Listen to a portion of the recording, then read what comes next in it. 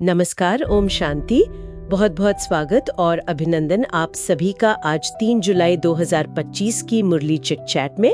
तो आज प्यारे शिव बाबा ने हमें याद दिलाया है कि हम इस बेहद के नाटक में कितने वंडरफुल, कितने अनमोल एक्टर हैं। हाँ जी, बिल्कुल। ये अनादि नाटक है जिसमें हमारा पार्ट पहले से ही निश्चित है और ये कभी बदल नहीं सकता। बाबा का ये ज्ञान हमें कितनी कितनी निश्चिंतता और शक्ति देता है। बिल्कुल, और आज की मुरली का सार इसी गहरे राज को खोलता। सही में बाबा हमें सृष्टि रूपी स्टेज पर हमारे पूरे सफर की याद दिलाते हैं। मतलब कैसे हम आत्माएं सतयुग की सतो प्रधान स्थिति से उतरते उतरते कलयुग के अंत तक तमो प्रधान बन जाती हैं। हाँ। ये सिर्फ जानकारी नहीं बल्कि स्वयं को पहचानने का आधार है। हाँ, और सबसे खूबसूरत बात ये है कि बाबा सिर्फ प्रॉब्लम नहीं बताते बल्कि समाधान भी देते हैं बहुत प्यार से। हाँ। वो कहते हैं सुखधाम यानी सतयुग जाने से पहले हमें अपने असली घर शांति धाम लौटना है जी। और इसका रास्ता कोई कठिन तपस्या या कोई युद्ध नहीं, बिल्कुल नहीं, बल्कि सिर्फ एक मीठी स्नेह भरी याद। इसी याद की यात्रा पर बाबा जोर देते हैं बहुत ज्यादा। कहते हैं खुद को आत्मा समझो और मुझ परमपिता परमात्मा को याद करो। यही मनमना भव का सहज मंत्र है।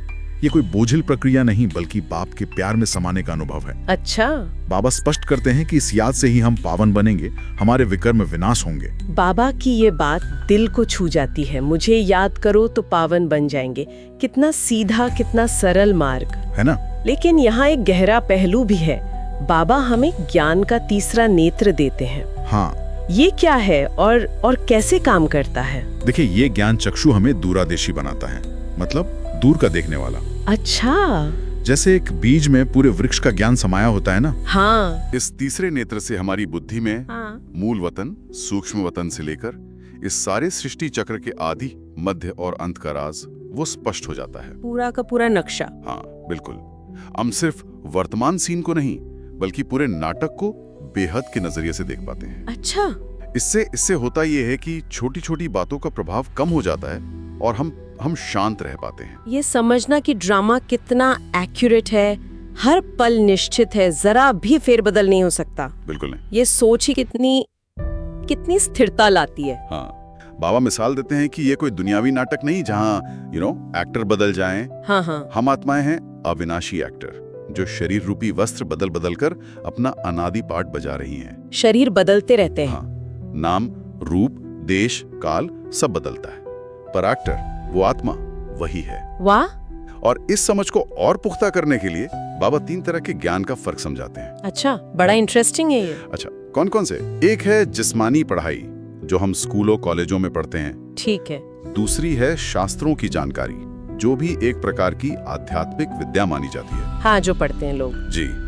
लेकिन जो ज्ञान स्वयं रूहानी बाप शिव बाबा आकर देते हैं वो है सच्ची रूहानी नॉलेज, स्पिरिचुअल नॉलेज। अच्छा। ये सबसे न्यारी है क्योंकि ये सीधे आत्मा और परमात्मा का सत्य परिचय देती है और पतित से पावन बनने का रास्ता दिखाती है। तो ये ज्ञान सिर्फ सुनने के लिए नहीं हुआ, फिर मतलब इसे जीवन में धारण करना है। बिल्कुल।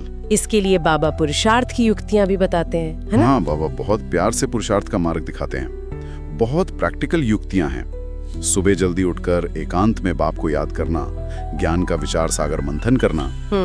ये बुद्धि को माया की व्यर्थ बातों से हटाकर उसको एकाग्र करता है, फोकस लाता है। सही। बाबा कहते हैं चलते फिरते कामकाज करते भी अभ्यास करो, बाप का साथ अनुभव करो। हाँ, ये नहीं कि बस बैठकर ही करना है। नहीं। यही तो सच्ची कमाई है जो हमारे साथ जाएगी, बाकी सब तो यहीं रह जाना है। और उन्नति के लिए स्वजांच पर भी जोर है। हाँ। बाबा कहते हैं अपनी चेकिंग करो। हाँ, रोज।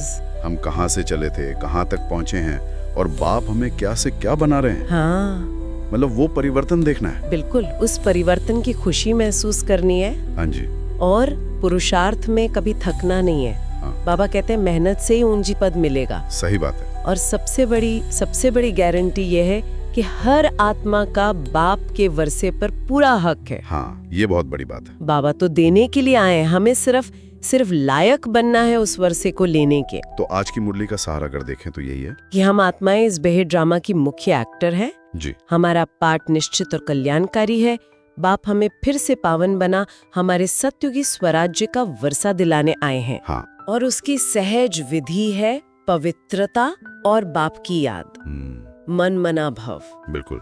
धारणा के लिए मुख्य बात यही है, बुद्धि को ज्ञान चिंतन में व्यस्त रखें, व्यर्थ से मुक्त रखें। राइट। बाप की याद से अपनी बैटरी चार्ज करते रहें, यही सच्ची कमाई है।